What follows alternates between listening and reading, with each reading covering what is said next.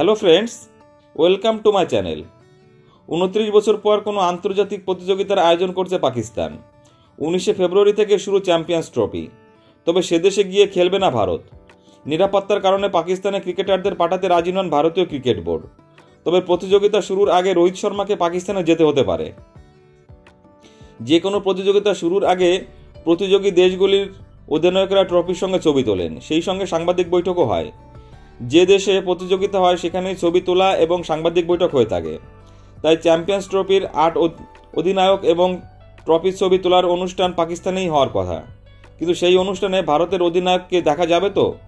নিরাপত্তার অভাবের কারণ দেখিয়ে পাকিস্তানে দল পাঠাচ্ছে না ভারত, অধিনায়ককে পাঠাবে তো? রোহিত তার ক্রিকেট ক্যারিয়ারে কখনো পাকিস্তানে যাননি। চ্যাম্পিয়ন্স ট্রফিতে ভারত নিজেদের সব ম্যাচ খেলবে দুবাইয়ে। এখনও জানানো হয়নি ছবি তোলার অনুষ্ঠানটি কোথায় হবে। আগামী দিনে পাকিস্তান এবং ভারতের যে প্রতিযোগিতার আয়োজক, সেই সব প্রতিযোগিতা হাইব্রিড মডেলে হবে। অর্থাৎ ভারত যেমন পাকিস্তানে খেলতে যাবে না, তেমনই পাকিস্তানও ভারতে খেলতে আসবে না।